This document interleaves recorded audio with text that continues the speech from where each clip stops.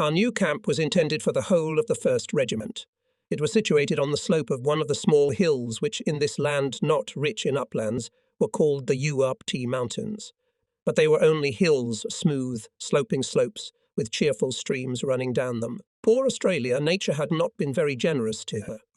There were no rivers in our sense of the word, only streams, and one of them flowed at the foot of the hill on which the tent camp was set up. Of course it rained and was very muddy. The food was an unappetizing slop of mutton and undercooked vegetable. The fuel was a supply of wood for a stove set up in the centre of each tent.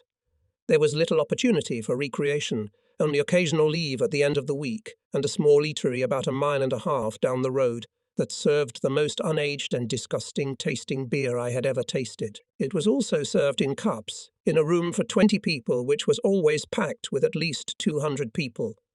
Weeks followed each other, similar to 2 peas in a pod of night marches, daytime training in the field just like New River, only more boring, even annoying. Because after Guadalcanal we were capable of more. Sometimes we were given a handful of rice, or the equivalent of a Japanese soldier's ration, and ordered to make a 50-kilometre night. March, followed by a day's sleep. I remember once during such a sleep in a field I was awakened by a huge cow, with sad eyes that looked at me with mute reproach for having settled on the juiciest and sweetest grass. We had night's training had taught us another lesson. We had learned that if the map and compass fell into the hands of our junior lieutenant, we should expect trouble. Gradually, not too noticeably, discipline was tightened, as a coachman slowly and smoothly pulls the reins. But then came an abrupt halt as the troops regrouped. Sergeant Macharmony became a staff sergeant in Company N. He was a skinny, short man, barely tall enough to be a Marine, an uncommonly profane and sadistic man. If he did not become a monster with such qualities, it was only because of a great sense of humour and intelligence. In the person of Sergeant Charmony, I found my own personal vesture. Within a day or two of his appearance, we realized that we could not get along together. As soon as the next reformation came up, he was glad to get rid of me. That's what I expected when I went with the others on a call to the company headquarters. It was raining, but Sergeant Macharmony ignored the large drops that sealed the liquid strands of hair against his narrow skull. Standing in the rain, surrounded by smugly grinning platoon sergeants, he broadcast with undisguised joy. All right then, it's settled. This company has suffered enough because of a few knuckleheads and assholes. Today we'll finally get rid of them. Some of the sergeants covered their grinning mouths with their hands. They were clearly enjoying themselves. There was no doubt that there was only one person on the asshole list, McDamage.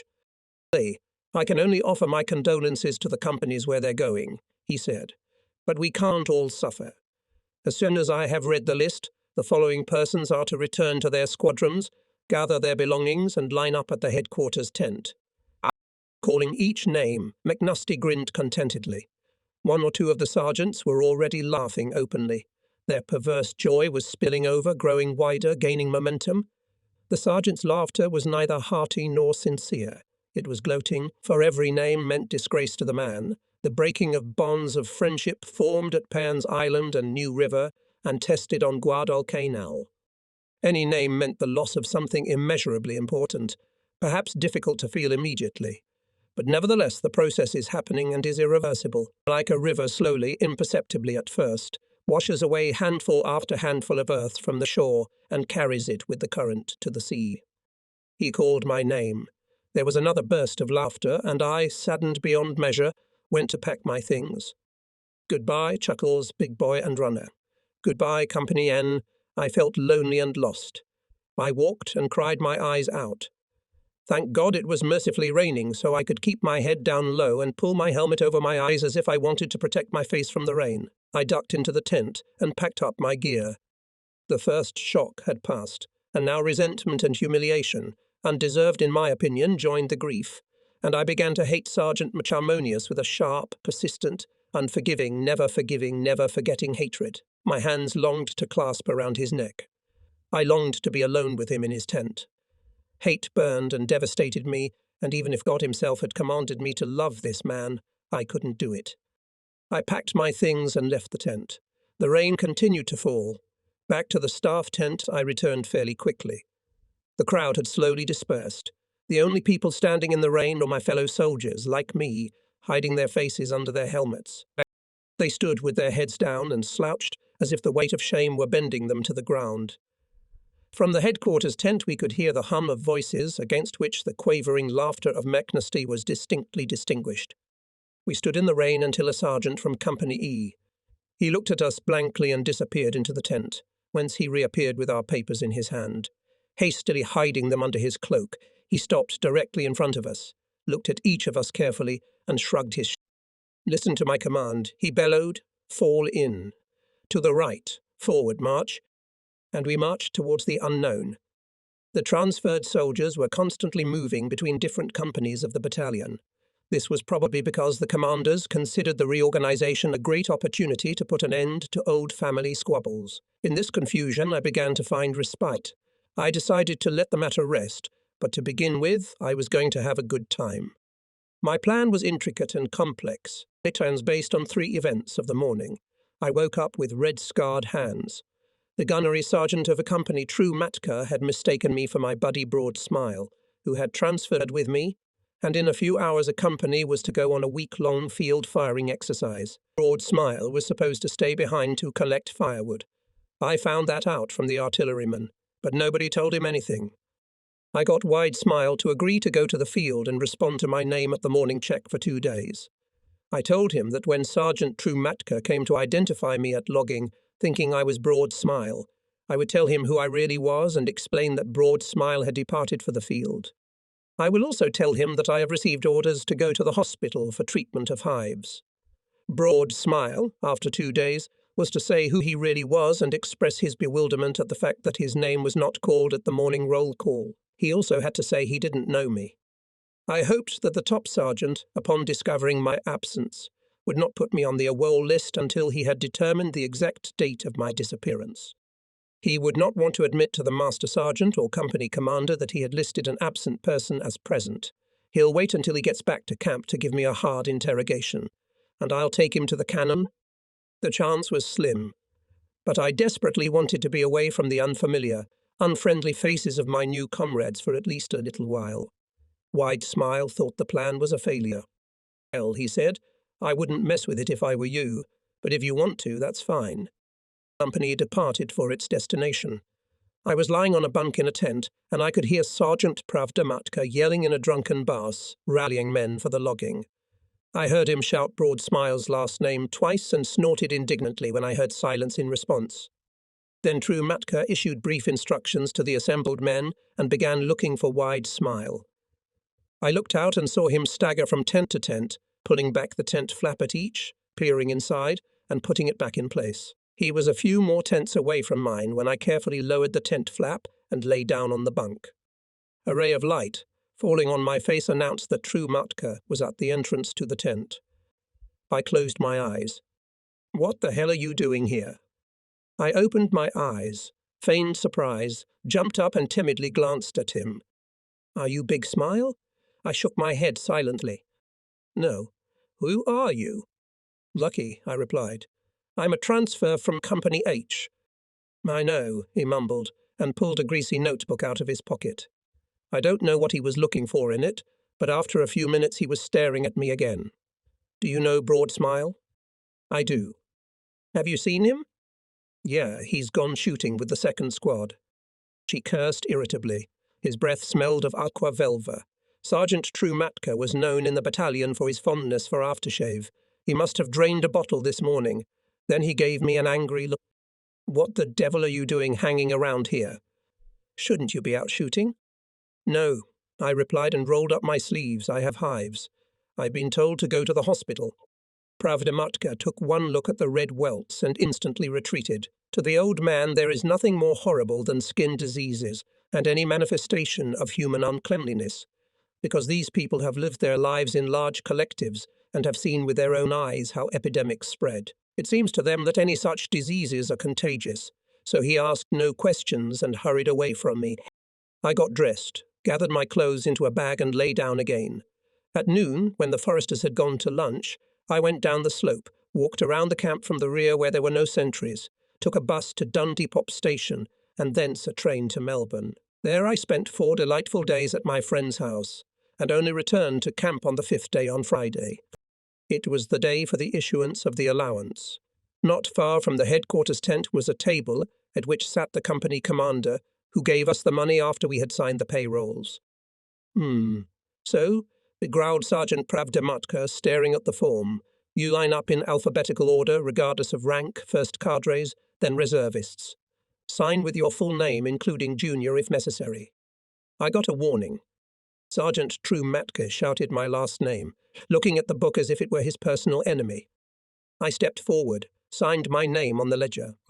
The company commander gave me a calm, appraising look and paid me off.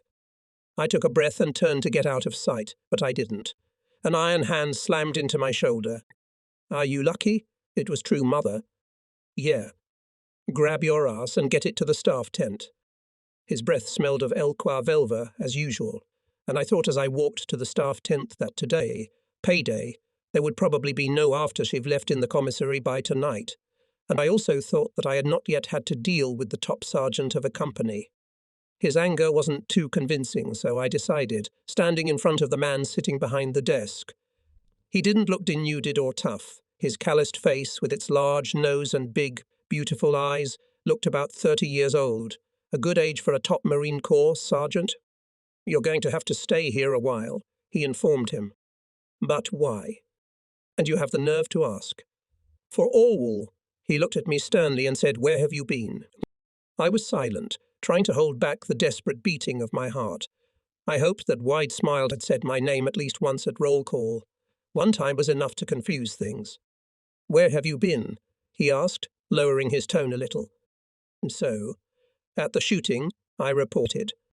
Don't lie, he frowned indignantly. We know you weren't there. We also know what you told the sergeant. Were you in town? Silence. Look, he began conciliatorily, and there was no more irritation in his voice, only conviction, even flattery. I know what happened. I know you didn't get along with Macharmony. You needed to think about it, and you went away for a few days. Perhaps even I understand and don't blame you, perhaps. Why don't you admit your guilt and let me talk to the captain? He won't be too hard on you. Don't do anything stupid. You could hurt yourself big time. This kind of treatment is the hardest thing to resist. It's easier when you're being yelled at and stomped on, but I held on with all my might and kept silent. It was obvious that the top sergeant was slowly beginning to lose patience, and finally I broke the silence. Who's accusing me? Go to your tent and wait, he barked. And I went to my tent. I had every reason to rejoice. Wide Smile must have covered for me, though of course the sergeant had no particular desire to take me to the battalion commander, and that could only be because he didn't want to admit that he had been counting me as present for days when in reality I had been AWOL. My plan had worked. I sat in the tent and waited. An hour later a messenger showed up. Can you type? When he saw me again he was curious. Yes. Oh, would you like to be company clerk? Who would blame me for smiling? At last. It's a cakewalk. Of course, I agreed, and 3 days later the top came down with a severe attack of malaria, and I became the acting sergeant of company year.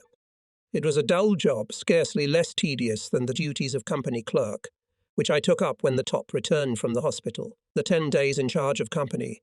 It passed without incident, save that I was offered a bribe of £2 by one of the soldiers to be relieved from guard duty at the end of the week. I refused the bribe, but made him spend the sum on Crestfallen, Biggie, Runner, and the rest when we met one night in our diner. All in all, my miraculous transformation from culprit to boss was accompanied only by outward comfort. In my heart, I continued to feel discomfort, and therefore took the opportunity to transfer to the battalion intelligence. In battalion intelligence. It was called B2 Served Artist.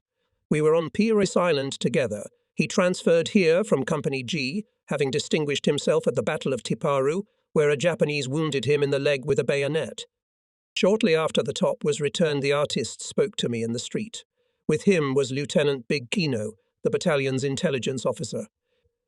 There he is, said the artist to the lieutenant and waved to me. I told you exactly about him. After that, he introduced me to the officer in full uniform. I heard you worked at the newspaper, said Big Kino.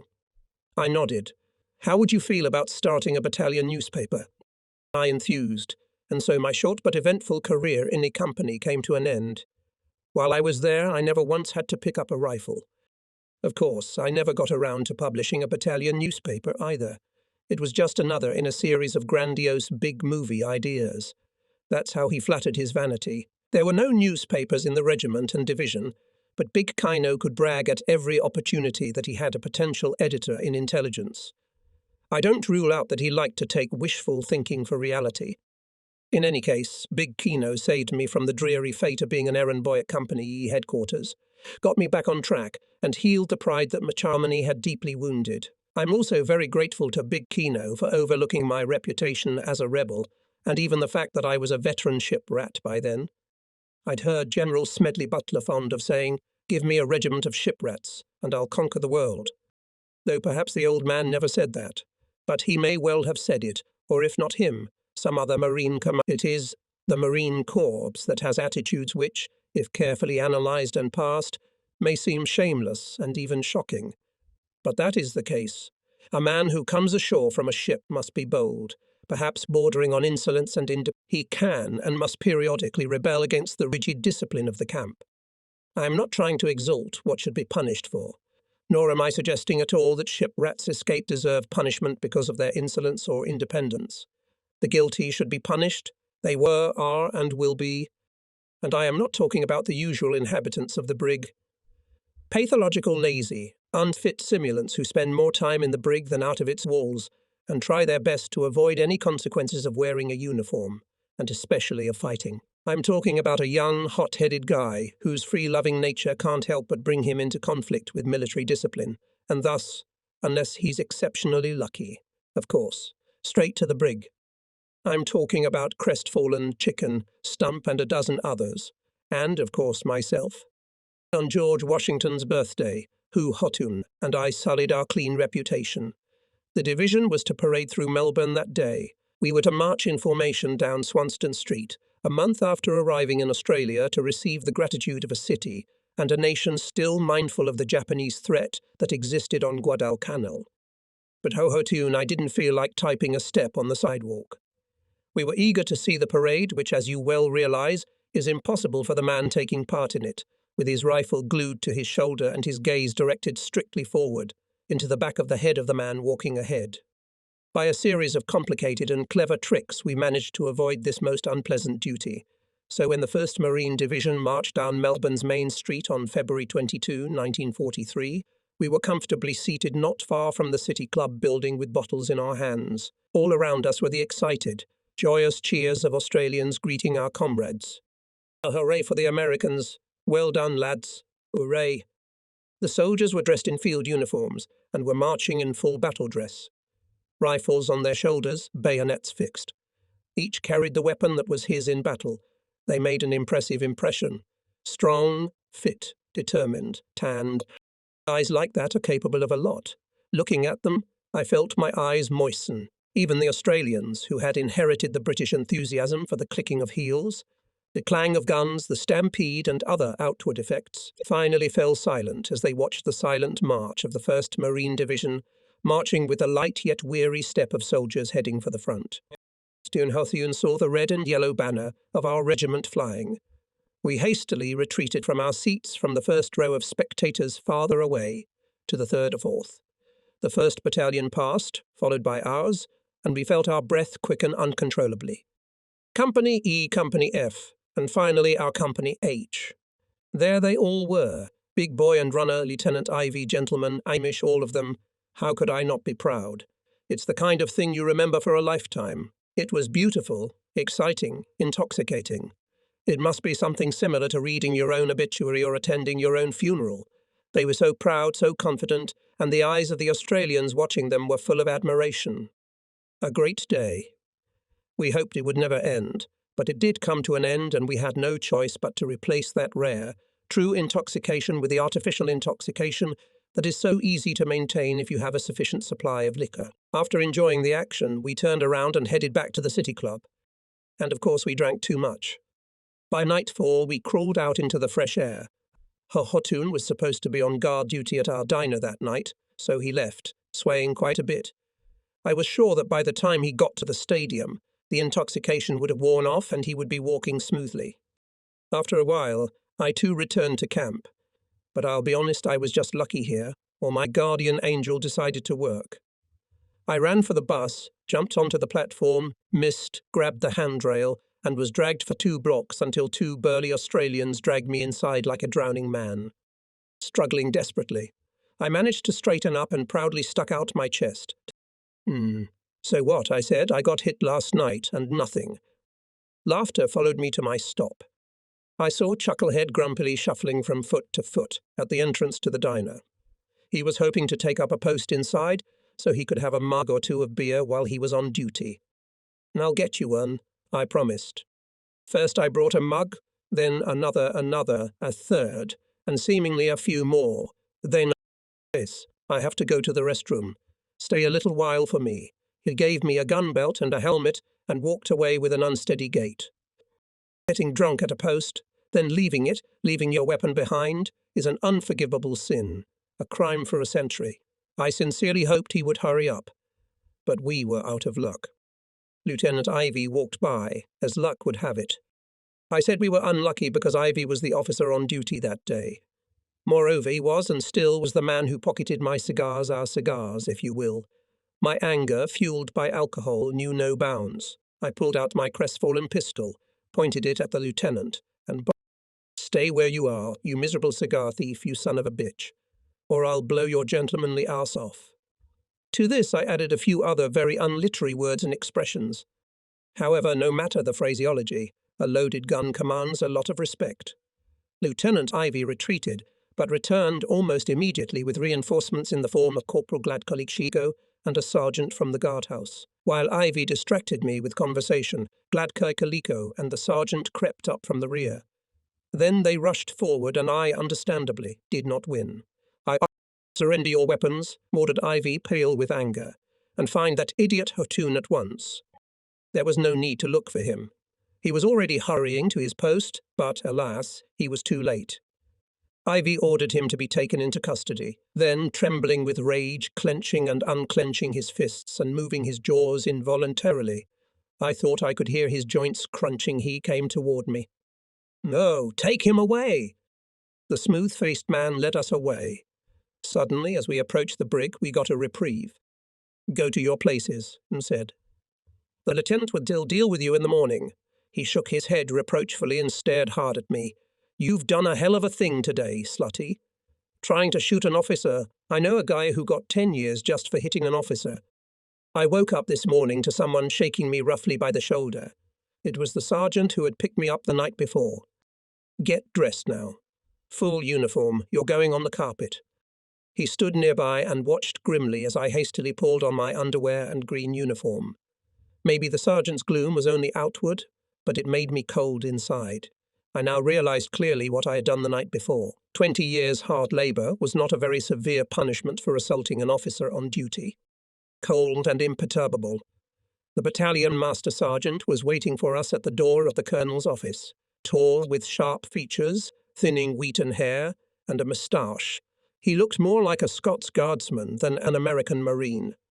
"The prisoner," he said, looking through me, and ignoring the look of horror on my face at the word, enters the colonel's office only on my command. When commanded to stop, he stands at attention in front of the colonel and remains in that position until he is released. "Prisoner, attention. Forward march. Prisoner, halt."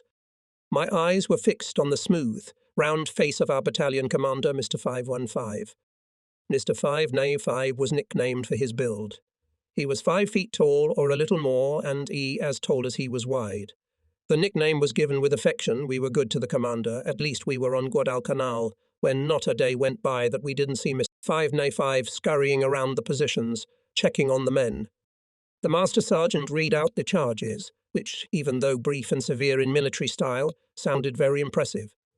When he finished, the colonel looked intently through me as if my stomach was completely transparent. "Lieutenant, let's hear your version of what happened." Ivy was standing behind me, so his voice came from behind me.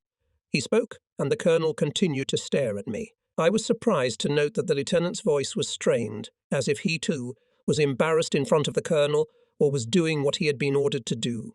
Recounting the night's events, under compulsion, he told the truth, including the most important fact that I was absolutely drunk. In this case, drunkenness was a mitigating circumstance. It would have been worse if I had done such a thing sober. The colonel looked at me long and hard. I stared straight ahead, trying not to swallow, not to move, not to blink, and to keep my tongue moist, so that when I was asked a question I could answer quickly and clearly. I also tried hard not to lose heart completely. The colonel was stern. You could not guess anything from his face. He scrutinized my papers, as if deciding what to believe more, what was written in the papers or the words of Ivy and the chief sergeant. Would he be adamant or would he show mercy? That I could not say. But I knew as well as any other soldier in my position that my future, my life, was now in his hands. I can't say I enjoyed the thought. What can you say?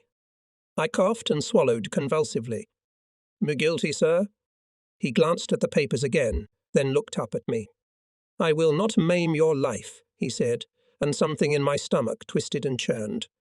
For what you've done, I could put you away for a long time. And the fact that you were drunk is no excuse.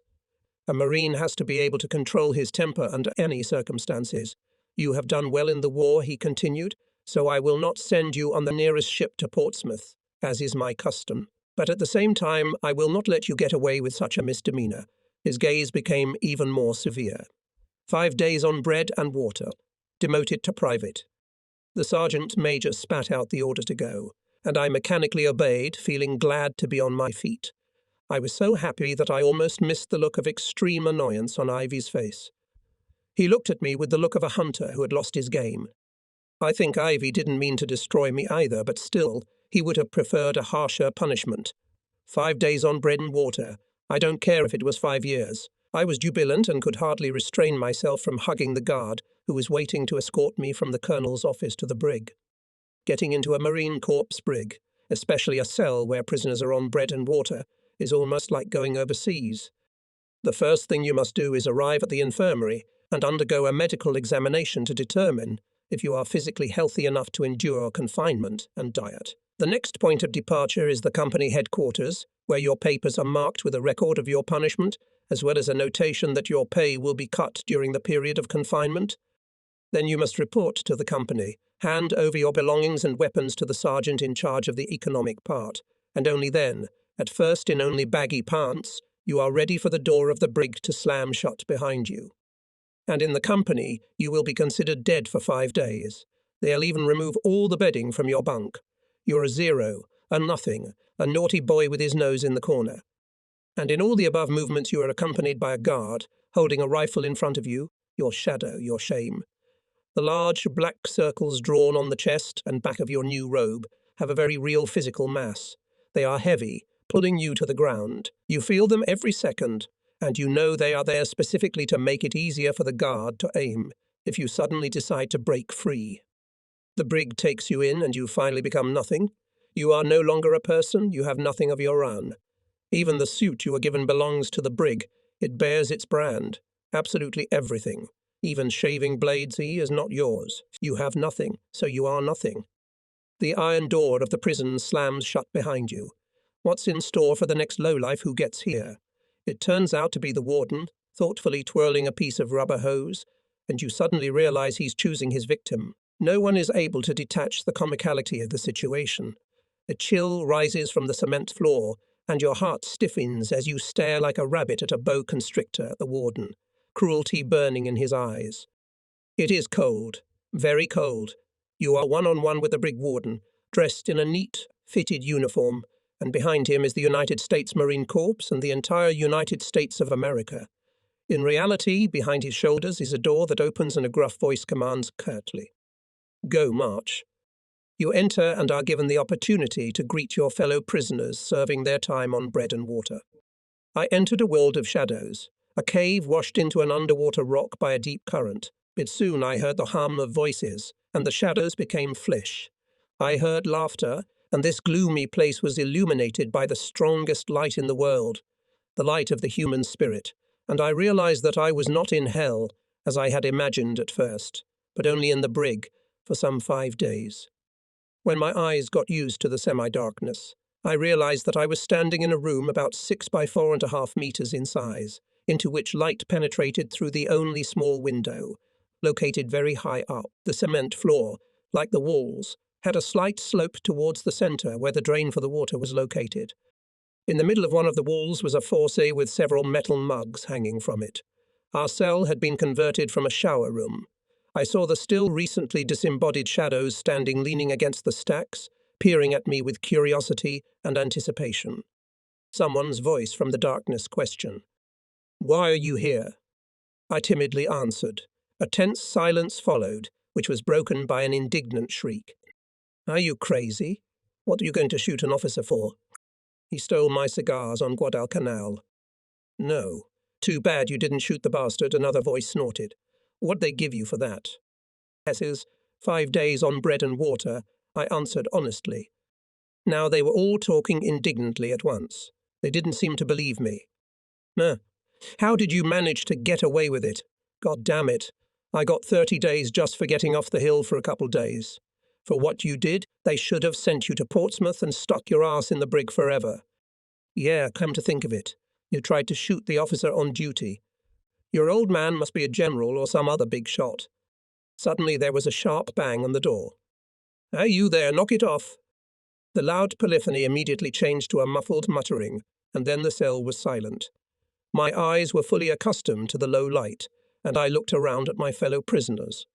There was no one from my company, but there was one fellow from the battalion whom I knew by sight.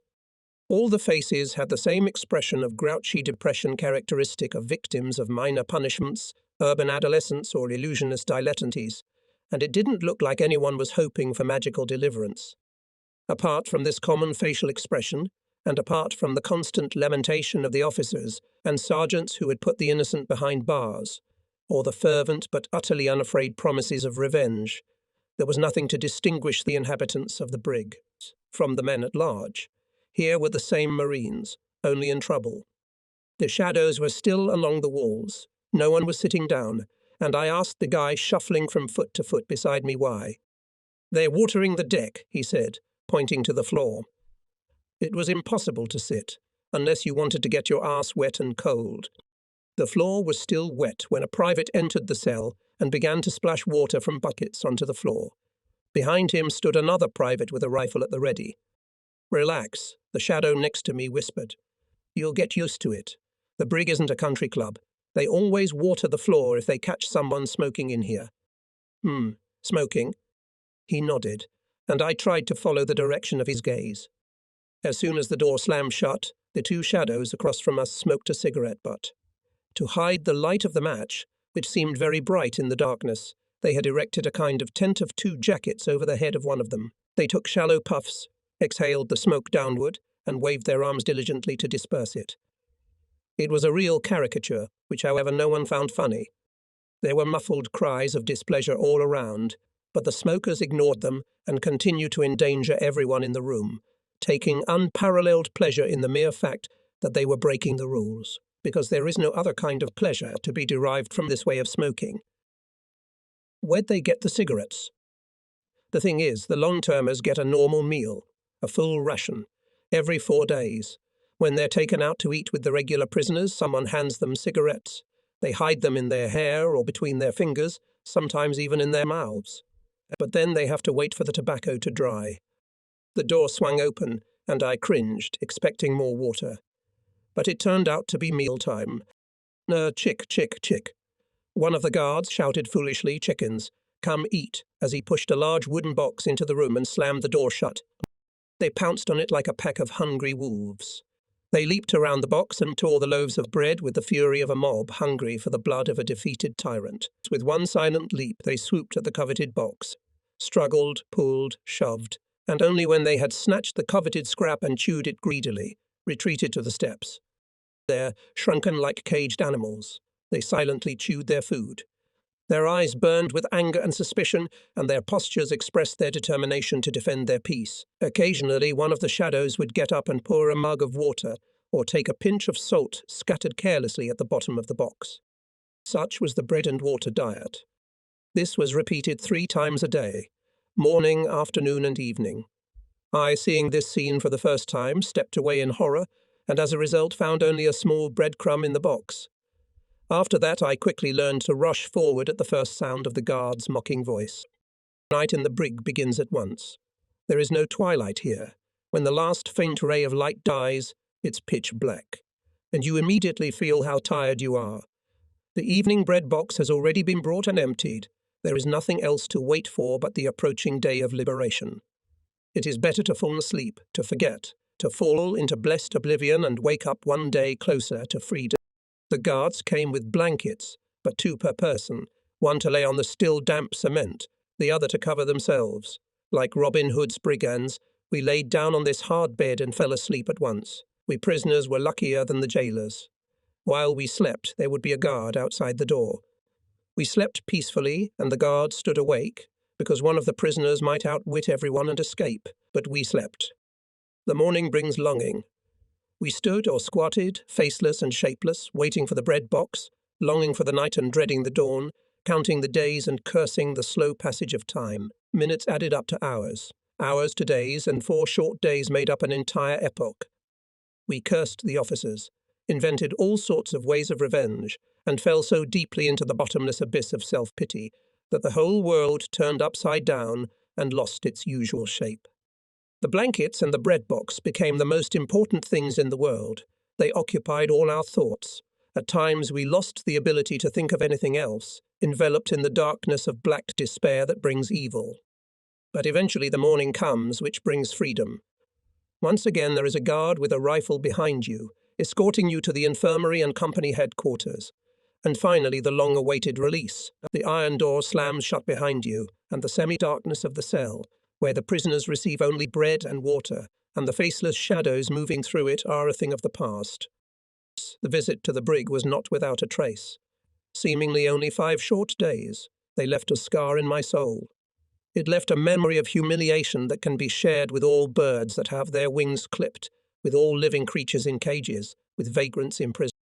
Nevertheless, a man who comes out of the brig where he has been for the first time, if he has the spirit and will to make the best of the trouble, will look back on a few terrible days and smile.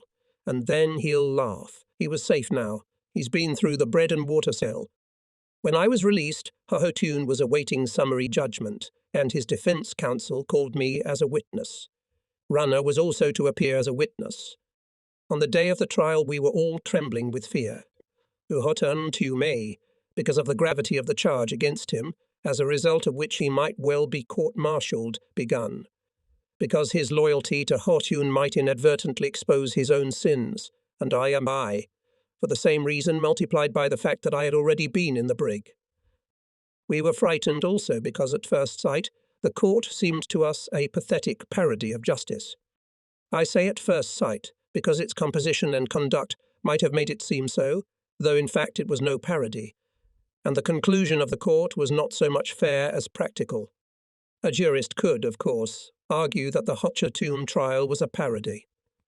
The lawyer could sneer at our friend's defense attorney, a young second lieutenant, even younger than us, fresh from a crash course in law at a New York college, who was destined to become a politician, not a lawyer. A lawyer could snort contemptuously at the conduct of the trial and the judges, who were drawn from a pool of lieutenants and captains who only 2 years before had been students at different colleges. And the most serious question they had to decide was whether to spend their pocket money on books or beer. Such was the trial that was to decide the fate of Hototun. It ended with his demotion from corporal to private and 10 days in the general brig. No one, least of all Cockotun himself, expected such a merciful decision. It is a pity that my memory has begun to fail me, and I cannot describe the trial in detail. I remember how the prosecutor interrupted Hototun's defense counsel when he questioned me about my friendship with the defendant. "This is not relevant to the case," he said sharply. The defense counsel, at first wondering what this phrase, often heard in court, had to do with him. The only person in the room with at least some legal training, displayed an expression of crushing contempt on his face and continued the questioning. The judge, realizing that the defender is legally savvy better than anyone else, overruled the objection. So Hotun was deprived of his chevrons and spent 10 days in the relative comfort of the brig. Unlike me, when he was released, he could only complain about one thing. In the brig, he had fallen in with an officer who enjoyed shaving the hair off the heads of his charges, making them as smooth as his knee. Jehotan, when he was released, gleamed with a completely bald skull, and, showing a vanity unknown to us, wore a cap on it until his luxuriant blonde hair grew back. The military police were surprisingly numerous. We all unanimously hated the black armbands with the white letters. When we boarded the Australian ship Manora, preparing to leave for manoeuvres in Melbourne Bay, the military police were assigned to guard the port gate. The guys with the black armbands became our nightmare. Only a really smart and agile person could slip past them. We all really wanted to go ashore. We hated the ship with all our souls. Even its name seemed extremely unpleasant, even repulsive. We hated the lingering boredom that was the constant companion of our stay on board. What good is dull waiting for manoeuvres to begin? And even if this unhappy occupation is accompanied by such circumstances as tripe and boiled potatoes for breakfast, sleeping in hammocks in the hold, and constant polishing of the endless varnished wooden surfaces of the Manora. One night there was a rumour that the military policeman had been recalled and only civilian guards remained at the gate. Within an hour there were no Marines left on the ship. They climbed over the fence separating the port area from the city, and the bravest went straight through the gate. The elderly civilian guards couldn't hold them anyway. Chuckles, Runner, myself, and another boy from Louisville, a cousin of the gentleman, who was nicknamed Chicken because of his tender age. He was not even 19 at the time. We walked out the gate. It was already becoming known that the civilians didn't give a damn about us. We went into the first restaurant we came across on the way out. The bland food we had been served on Manora was so boring that we were dreaming of traditional Australian steaks and eggs, which were so pleasant to drink with wine or beer. And then there were the jugs of fresh, fat milk and the plates filled with Australian bread. Milky white bread that tasted like cake, thinly sliced and spread with a thick, cheese-like layer of butter. The restaurant was one spacious room surrounded by a gallery or balcony, which was reached by a staircase. At the far end of the room could be seen a door leading to the kitchen. To the left was a small dining room for the privates, in which I noticed a round table and a few hard chairs. We ate our supper and proceeded to libations. Uhotun had managed to call his girlfriend, and she was supposed to come over to see him, but the date wasn't scheduled until an hour later. So we sipped our liquor in peace, as did half a dozen other groups of Marines. Among them was a tall, handsome, dark-skinned guy from Company EE. The company barber, that is, a man who could cut hair a little shorter without disfiguring the wearer. He was visibly drunk. Several Marines were with girls, dancing to tunes from a jukebox. Through the open door the sidewalk was visible, barely illuminated by the dim light falling from the window. It had been drizzling rain all day, and the wet sidewalk glistened slightly. A jeep braked sharply near the open door. It came out of the blue. No one had seen it pull up. Just then the street had been deserted, and now there was a car there. 4 military policemen jumped out of it and ran into the restaurant. We scurried around like frightened sheep. The panic was compounded by the sound of furniture being overturned. Funny, but there were no human voices. Even the girls were silent. I ran toward the stairs leading to the gallery, followed by the police. Running down the corridor, I saw an open door from which light was falling. I ran inside and locked it. Without waiting for the door to burst open, I leapt across the room and into the bathroom, where I saw a half-dressed Australian shaving in front of the mirror, his face covered with soapy foam, a razor in his hand. He was obviously not frightened, but very surprised. "What's the matter, Yank?" he asked as I looked around frantically for a way of escape. "The military police are after me," I replied, breathing heavily. Those you can get away, Yankee. Look, from this window you'll get to the roof. And go, they won't run after you. Come on, Yankee, I'll try to hold them off." I slipped out onto the roof, hearing heavy banging on the door behind me. I crawled cautiously to the edge, moved down, and hung on by my arms. A moment later I heard the excited voices of the policemen, to whom the Australian was saying something. I couldn't make out the words. Then I heard the window open and saw the beams of pocket lights flickering in the darkness. Then the window closed, and there was silence. The edge of the roof I was clinging to was cutting my fingers. Somehow I felt like a few more minutes and my body would tear off and fly downward, my arms still hanging. Pulling my torso back up onto the roof seemed like a Superman's job. And at the same time, I couldn't afford to fall, because the noise of a fall would give away my location to the police. I was afraid to turn my head to see what was going on down there, so I kept hanging, trying to ignore the pain that was becoming unbearable. Finally, I heard the Jeep's engine start, and the car drove away. Only then did I jump off. It looked more like a fall, but that was a small thing. I landed on the street. The RC's windows faced that way. If the cops had bothered to look up, they would have seen me. I hid in the shadows until I was sure none of them were still in ambush. Then I went back into the restaurant. I started drinking again, anxiously waiting for Chuckles, Runner and Chicken to show up. But they were still gone. The other Marines were back, laughing and discussing the details of their escape from the cops. Hey, Company. I asked the guys, including a barber I knew. Have you seen the guys from H Company? Did the cops catch them? I see. The cops didn't catch anybody, they laughed back. They all ran upstairs after you. How the hell did you get away? Hey, I didn't think about leaving. I told them I was in company, and they took pity on me, I answered. Miss Livers, someone responded. SL. Company never backs down. It's in Company H where everyone tries to hide their arse. For a while we continued to exchange insults. A fight was brewing. The only thing that prevented it was that the dark-skinned barber, drunk out of his mind, fell off his chair. The comrades bent down to help him, and just at that moment the police came running into the room again. They came so quickly that there was no escape. I started toward the mess hall, but was intercepted. Where do you think you're going? To get my headdress. Headdress? Please tell me, come with me, boy. The other policemen were trying to get the barber on his feet. His head was hanging like a broken doll. The rest of the valiant E Company slipped away, leaving their senseless comrade and me to be torn apart by the cops. None of the invaders put a hat on the barber's head and, supporting him under his arm, led him to the exit. I turned to the policeman clutching my shoulder. So what about my headgear?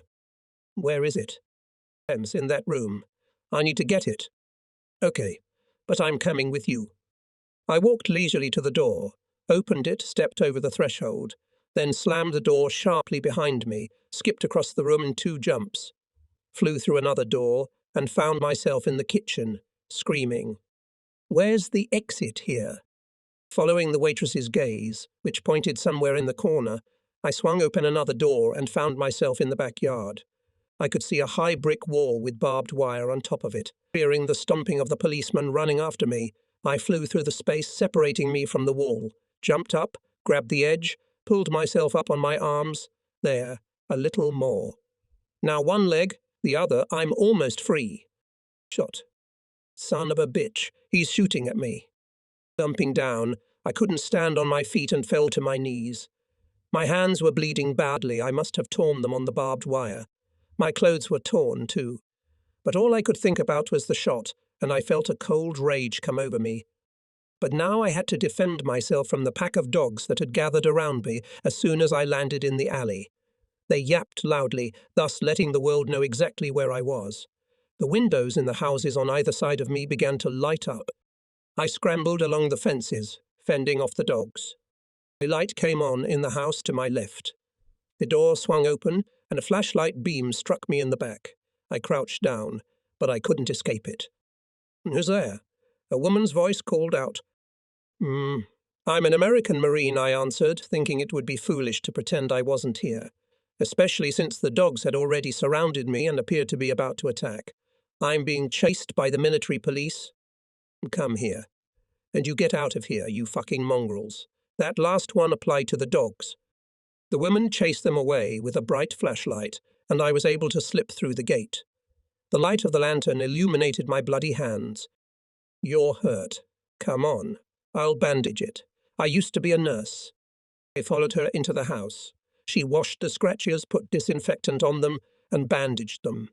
I watched her deft, skillful hands in silence. She was a simple woman with a stern, strong-willed face. She looked to be in her mid-50s. She was alone in the house, but it didn't even occur to her to be afraid. Why are you running away from those bloodthirsty bastards? She asked after she finished dressing. They've been chasing me all night. We're aboard the Mayora now, and a lot of us went ashore today. But we don't have leave, and besides, we shouldn't be walking around town in our work clothes. That's what I thought, she smiled. I thought it was odd that you were so casually dressed. You Americans are always so neat. Everything is ironed and polished and shiny. I followed her through the low, dark hallway. The woman acted perfectly calm, as if she was in the habit of rescuing fugitives from the police and bandaging them every night. I stopped behind the curtain separating the hallway from the kitchen. She opened the door. 2 shots rang out like thunder. She slammed the door shut. "Whoa," she said. "They shot one of your comrades." Her voice was perfectly calm, as if she were reporting that it had finally stopped raining, not that a policeman had shot the poor barber. The .45 caliber bullet, I later learned, had pierced his thigh. He was running down the street, and when I opened the door, shots were heard and I saw him fall. Shush, they're close by.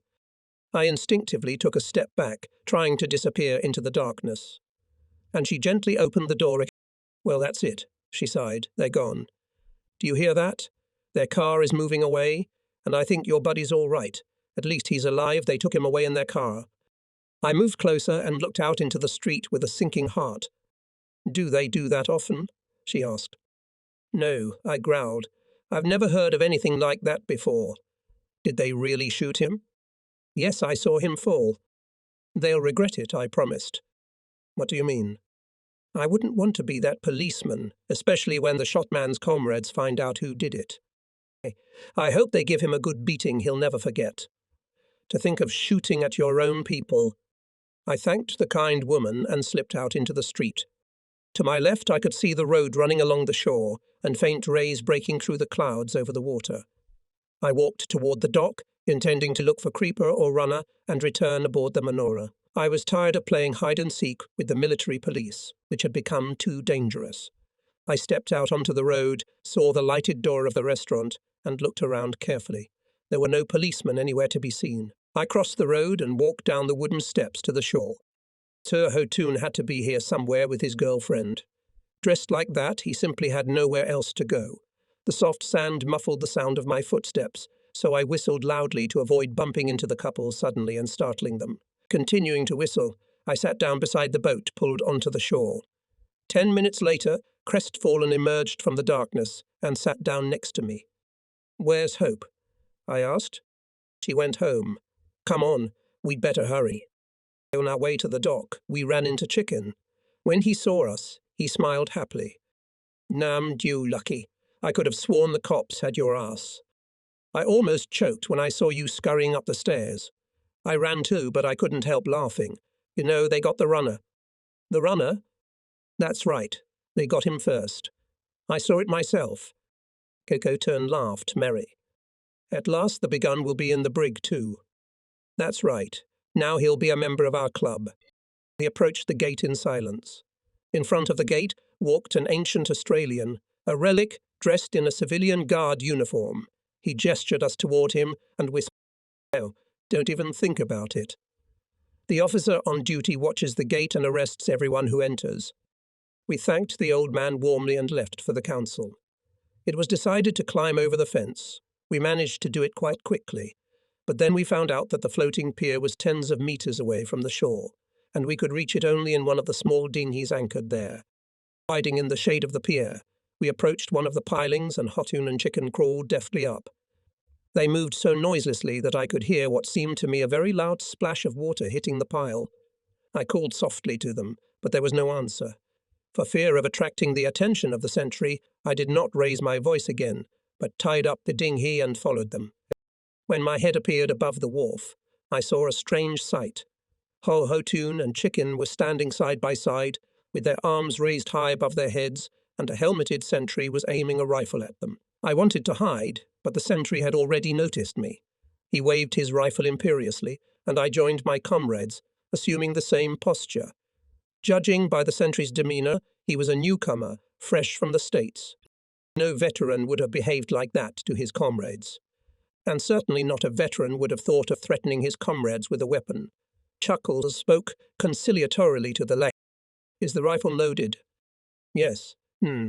Answered the sentry, watching us warily. "Is the cartridge in the chamber?" "No." We took a breath, and I, who had managed to move closer to him during the conversation, suddenly rushed toward the dark hull of the ship. I expected that the sentry would either not fire or would turn to take aim, giving Hotoun and Chicken an opportunity to knock him down, throw him into the water, or at least run in different directions to give him as much trouble as possible. The sentry, however, was quicker and more savvy than the rest of us. He jumped back to keep Creeper and Chicken in sight, and, slinging his rifle on his shoulder, expended a cartridge.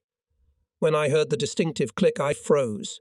We all froze, staring at the sentry in bewilderment and horror. "Are you crazy, boy?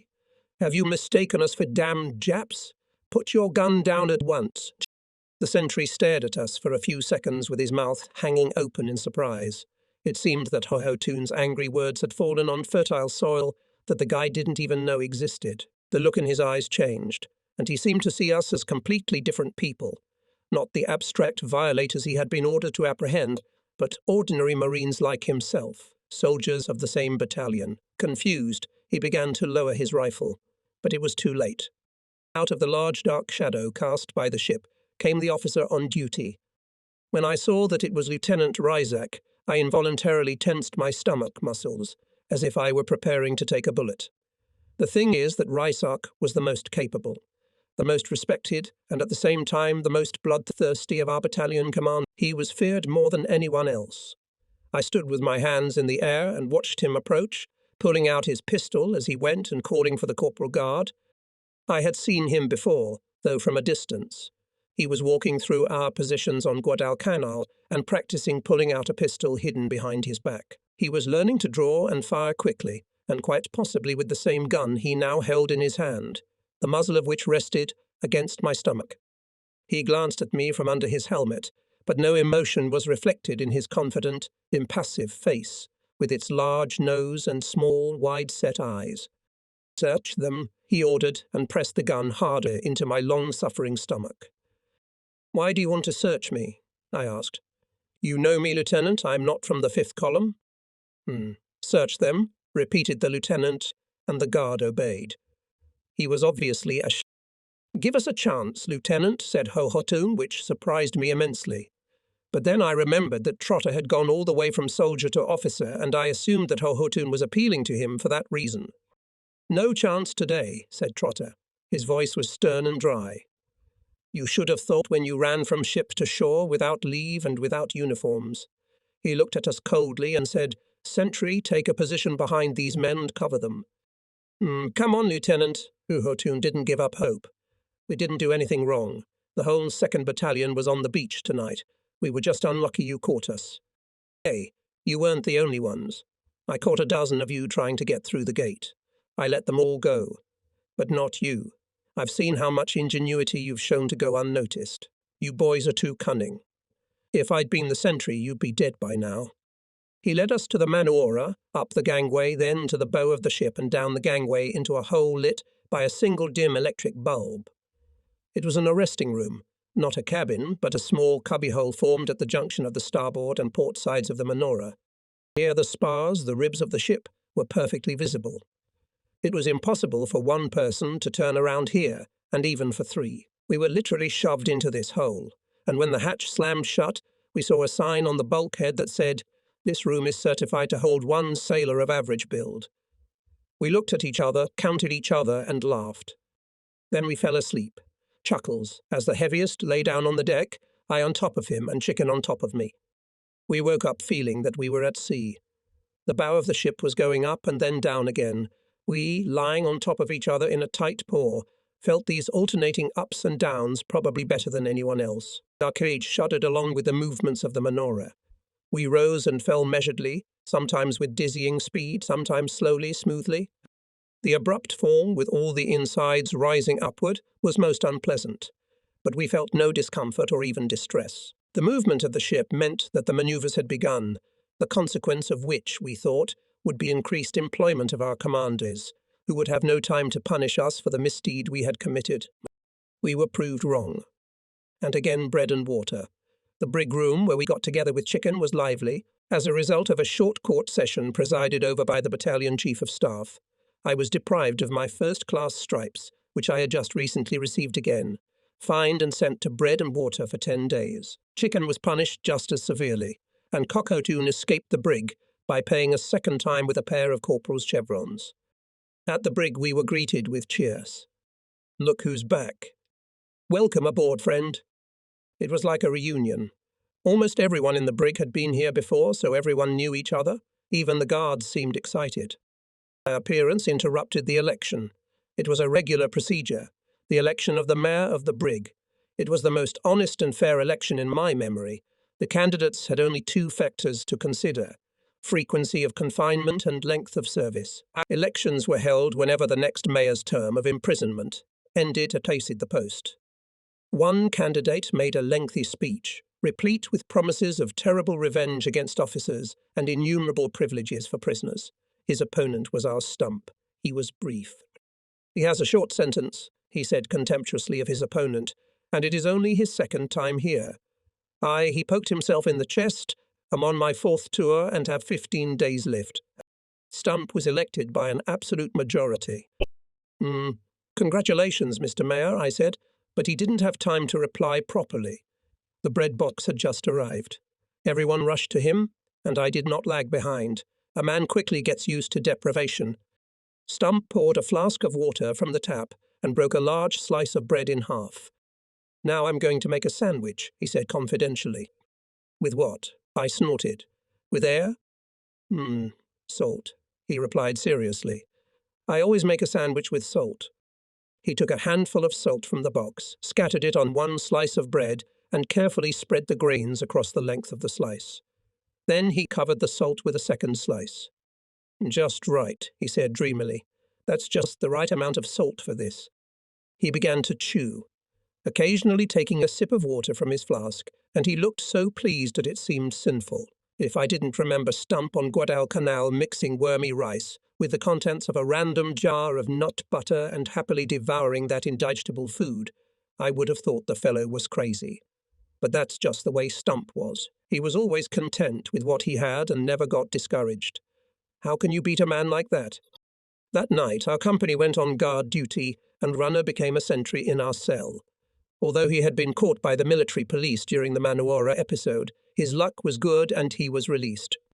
When it was dark and we were all stretched out on the blankets, Begun took out cigarettes from his pockets and lit a cigarette, one for himself and one for me. Soon the rest of us smoked as well. In the darkness we could see the smouldering lights of the cigarettes. "What about some food?" I asked in a whisper. "Where from?" "The galley's been closed for a while. But the kiosk at the front gate always sells hot dogs." I fell asleep in the happy anticipation of a delicious meal. The jogger woke me up around midnight. He was holding an impressively sized bag filled with food from the kiosk. I woke Chicken. The jogger came out of his cell, and we began to greedily devour the food. What a delicious banquet it was! The coveted hot dogs were spiced with the spices of risk, scented with the sweetest odour of prohibition, and imbued with the nectar of mock punishment. The next night he pleased us with a similarly festive dinner. All this would have been repeated again, but another company was already on guard duty. On the fourth night we were suddenly awakened. "It's him," said an unfamiliar voice, and I was ordered to get up. A similar order was given to Chicken. We were taken outside. Understandably, we feared the worst. But it turned out that we were released. We were taken to the battalion newcomer, who was nicknamed Eloquent for his lengthy and eloquent discourse and very expressive gesticulation. He led us down the corridor to the sergeant major of the battalion, and we were surprised to note that there was life at large. It was only 9 o'clock in the evening, and we had already been asleep for 2 hours. "What happened?" I asked Eloquent. "You were unjustly imprisoned," he answered. "Why?" "Nashishtaba showed too much enthusiasm. He wanted to throw a stone at you, but he chose too big.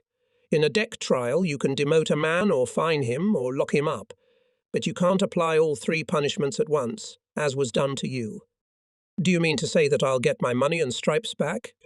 Eloquent looked at me with pity. "No, don't even dream of it. The Master Sergeant has already rewritten the papers, and it's all settled for you two." What's the punishment?" "Demotion and a $50 fine, same as before." "What about 4 days confinement on bread and water?" "That didn't happen." Chicken and I stopped, seized with impotent anger. "The new court report says you're punished with a fine and demotion, and that's what it'll say in your papers. There will be no mention of the brig." "It will," I hissed, struggling to control the rage that was spilling over because I won't sign anything else. "Take me back to the brig." and I'll serve out my 10 days. Having uttered this angry tirade, I turned to Chicken. What do you think? Will you go to the brig with me? No, Lucky. Chicken looked at me timidly and ingratiatingly. I don't want to, and why go back when you can stay free? And how can we refuse if the sergeant major tells us to sign the papers? We can't fight the whole world. Those are the words of a reasonable man, Eloquent said importantly. You call that reasonable? I exploded. The damn master sergeant makes a mistake and we have to pay for it. We sat through 4 days we shouldn't have sat through, and we're supposed to forget about it and then sign off on it so the lie becomes official. Is that reasonable? Screw you and your sergeant major. You can tell him to take the papers he wrote with 2 fingers, thumb and forefinger, and on the count of 3 shove them. Okay, relax. You're going to get the entire US Marine Corps excited. You're absolutely right. The master sergeant isn't. But unfortunately, you're the right private, and he's the wrong master sergeant. I couldn't agree with him more. He said it right. A right private doesn't stand a chance against a wrong master sergeant. Don't think I'm not impressed by your fortitude, said Eloquent. And in the Middle Ages it would have been appreciated even more, but personally I advise you to suck it up and sign the papers. Come on, Lucky, said Chicken. Let's sign these stupid papers and find something to eat. I signed the papers while the sergeant-at-arms sat silently at his desk, boring his eyes into me. I signed them in disgust, hating every letter that made up my name. I was released and went straight to the company, where I found out that Eloquent could borrow £1 until the day of the next payday. We took it and slipped away to Richmond, where we ate steaks and eggs without restraint and berated the master sergeant. In Marine Corps terms, Chicken and I didn't serve those 4 days at all, and we never got our paychecks. Let's face it, Lucky, Chicken sighed, chewing another piece of steak with satisfaction. We're walking down a one-way street. Our stay in Melbourne was coming to an end. When are you leaving? The girls asked. No, say you will leave us soon. The people who had invited us to visit told us. They knew. They always knew everything before we did. To me, pleasures were much less. There weren't enough girls. We couldn't drink as much as we wanted. Soon it would all be over. The drought would quickly dry up the rush of pleasure, and we'd be back in the desert. So we tried to drink to our heart's content. At the end of September 1943, we were led from the stadium to the pier and loaded onto ships. We were going back to the war. Crowds of women gathered on the wharf. There must have been men in this multifaceted crowd, but our eyes could see only girls' faces and thin women's hands waving at us. Look at them, Lucky, said the big man. Don't kid yourself. They didn't just come to say goodbye to us. They're not only waving at us, they're waiting for the first boatload of Marines to come into this harbour. Oh, so what? Nototun shrugged his shoulders. If you were them, you'd be doing the same thing. You're just jealous. Damn it, of course, said the big man bitterly. It's just a shame I'm on the wrong boat.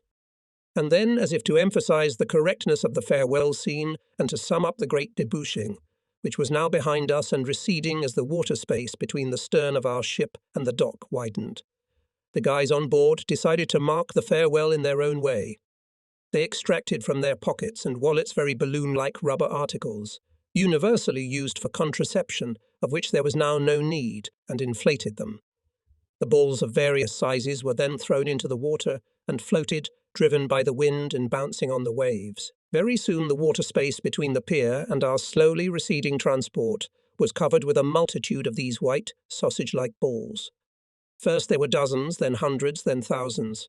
They danced in the wind, bouncing, colliding and flying apart again, frolicking in the water, separating the 2 human camps that were never to meet again. For a long time the hoarse, vulgar shouts of the Marines were heard, answered by the thin voices of the girls, who portrayed grief. They echoed like birds in a forest, performing a strange concert that only they could understand.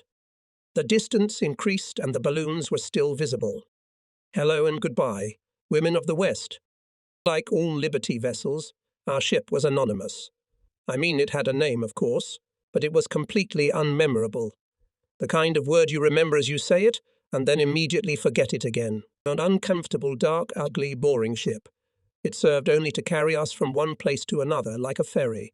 There was no interest, no individuality, no adventure. In short, it was nothing. It was the first Liberty-type vessel of our age, but by no means the last. Of the whole unrepresentable family of these marine vehicles, Ho-Ho Toon expressed his opinion as follows. He said, looking with disgust at the crowded decks and listening to the convulsive jerking of the vessel, "This thing must have been made at the end of the week." On Friday night, they gathered a lot of people who had nothing to do in one place and got them properly drunk, and by Sunday night they had riveted this masterpiece together.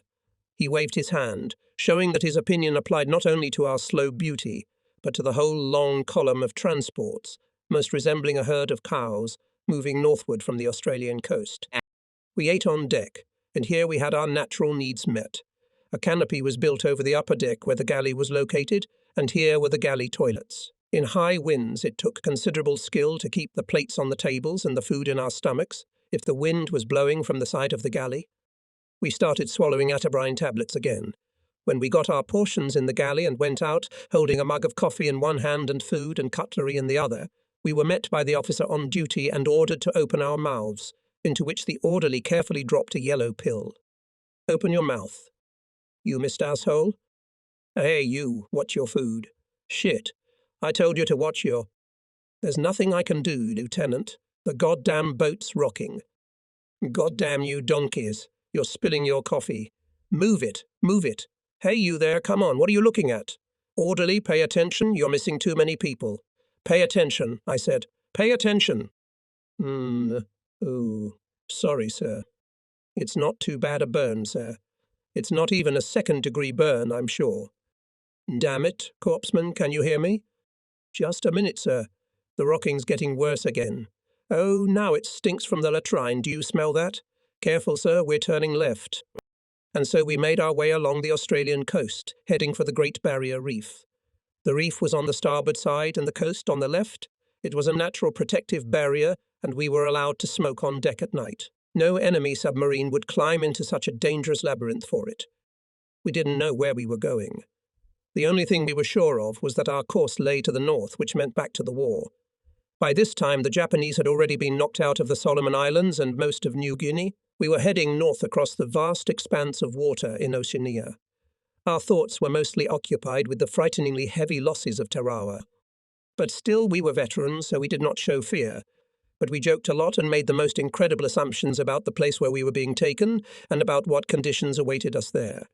No one had any doubts about the latter, however. In short, we spent our time in idle chatter, sitting on the dirty tarpaulin covering the hatches. If that got tiresome, we played word games or made up all sorts of slogans. Who was better? Fool fell asleep. It's rabble. Someone said about the impregnable Japanese fortress on New Britain. Golden Gate, I want to see you, cried another nostalgically, thus expressing a general longing and doubt that we would soon see San Francisco. I wish I could stay on the register by getting on the Gloucesters.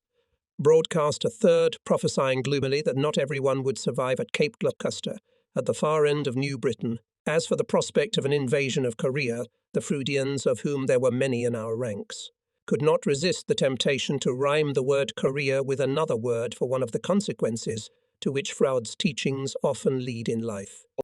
If a person is lazy, deprived of exercise, and also desperately bored, he is very easy to piss off. Even the prospect of eating was annoying, because to do so one had to get up, collect the cutlery, then stand in line, and after the meal such unpleasant procedures as washing dishes and putting them back in their place were inevitable. And during this time, some insolent man might well take a comfortable place on the sunny side of the deck. It was possible to buy sweets in the ship's mess hall, but it was not so easy and annoyed immensely. The thing is that it was necessary to stand in line for at least 3 hours while the sailors were shopping, and when the queue reached us, it often turned out that all the most delicious things had already been taken away, and we were cruelly disappointed. The supply of sweets was always exhausted just as the Marines were about to buy something, and again, as if by the order of some mysterious deity, was replenished every morning, so that the sailors would never be denied anything. We often stood on deck for long periods of time and gazed at the boiling green storms astern. Sometimes, if the bow of the ship was too deep in the water, the stern would lift up, exposing the desperately turning propellers. It seemed as if the propellers were uncomfortable being exposed to the sunlight and wanted to hide themselves in the cool green-blue depths. Looking at the foaming water, you could gradually sink into a pleasant apathy. You didn't need to think or feel, you didn't even need to exist.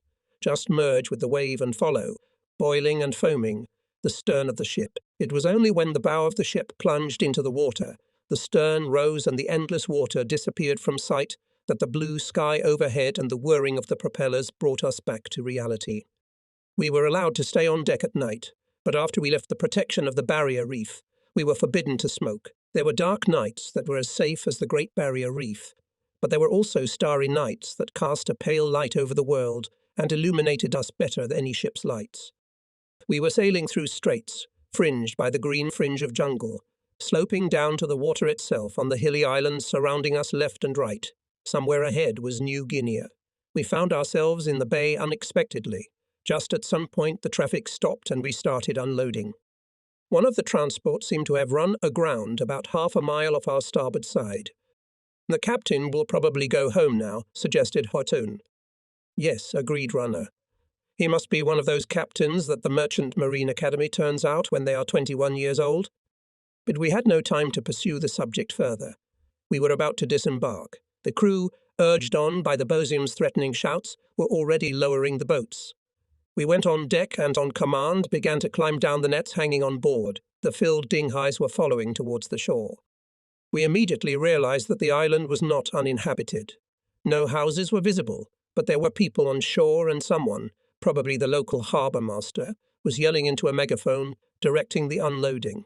There was also a long string of green trucks stretching out on the shore, on which we and our supplies were to be driven inland to the island. Our turn came, and we found ourselves in a dinghy floating towards shore. From shore I noticed a half-submerged fishing schooner about 50 metres offshore and decided to investigate it. I swam over, climbed aboard, and made my way to the bow, which was rising above the water, being about 4.5 metres above the surface of the water. I felt an urgent need to stab and immediately realised this desire. As I was falling, I noticed with horror that a coral reef was about a metre under the water. I tensed up and tried to make a shallow dive, but nevertheless I scraped the coral with my chest and then swam hastily to the shore. When I got out of the water, it turned out that several of the deep scratches were bleeding, so much so that it frightened a local who was nearby. The scratches had been treated with iodine, presumably because it stings more, and then I heard a voice behind. "You got off easy, Lucky. I guess they didn't give you that name for nothing. Does it hurt a lot?" I turned around and saw Father Honesty. Even without seeing him, I knew it was him. No one else in the Marine Corps had that soft, sonorous voice. Father Integrity was our chaplain, the first and only one in the 2nd Battalion. He joined us in Australia. I first noticed him on the second day, when I noticed a crowd of Marines surrounding a man who was much older than the rest of us. They looked at him with such frank respect, bordering on adoration, and the man was so obviously not one of us that it wasn't hard to figure out who he was. "It hurts like hell, Father. I didn't even think about the fact that such words in a conversation with a clergyman could be considered blasphemy. Only profanity was forbidden in the presence of the chaplain. But I was really lucky. Good thing I didn't cut myself. Good thing the cuts aren't too deep." "Yeah, sure, thank God." Father Honesty was in his early 40s, and he was easy on the eyes. That's what the Irish call a black celt.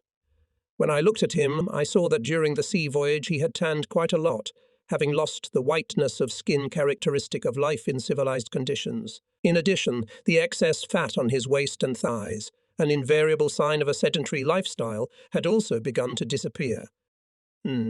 How do you like the islands, Father?" "Oh, it's marvellous," he said, his face brightening. "It's my first time in the jungle." He looked at me like a stranger hesitating whether to ask for help or whether it was better to go without.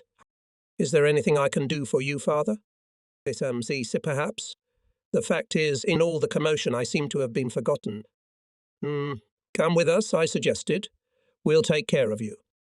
Would that be the right thing to do? He obviously didn't know what to do. Of course it would. We're often in such a mess. "All right," Father Honesty agreed, and we walked together to the truck.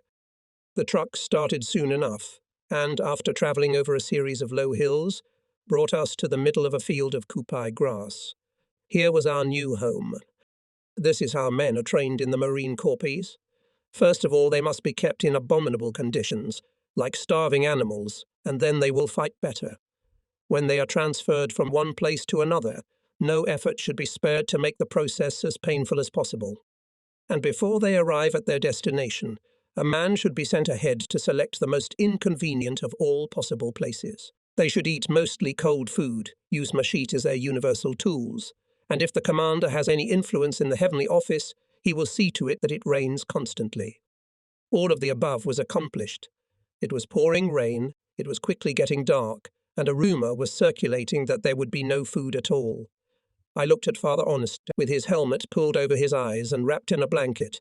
He looked very unhappy and somehow looked like a kid who had been given a soccer uniform without learning how to play. "Hey, Playboy," I called out to one of the new scout boys. "Help me set up Father Integrity." Playboy readily agreed, and the two of us began cutting grass with machetes. Soon there was a clearing in the field where we made a bed of grass. Then we cut down some posts in a nearby bush, hammered them into the ground, and pulled Father Honesty's cloak over them. He crawled under this improvised canopy and lay down. Something rustled in the grass bed, and Father Honesty was blown away from it like a wind. When he came to his senses, he smiled guiltily and lay down again. In a moment it was completely dark. "No, don't worry, Father," I said. "We're going to get something to eat." "That would be nice," he admitted. "Where?" "I'll tell you in confession." "You know you can't steal from yourself," laughed Father Honesty. "Of course, we just want to speed up the distribution process a bit." We went out to the road and asked to board an empty truck passing by, returning to the shore. After 1.5 kilometers, we jumped off and waited for the next truck with food to go inland. The light of its headlights seemed very dim through the rain. We climbed into the back of the truck as it slowed down on a rise, drove to our bivouac, dumped a case of tomato juice and baked beans on the ground, and jumped in. We divided the spoils among friends, and then hurried to Father Integrity's shed. He was already asleep. We had to wake him up. "We brought you some food, Father," I said, "but maybe you'd better bless it first." "What?" he mumbled, startled awake. I didn't understand.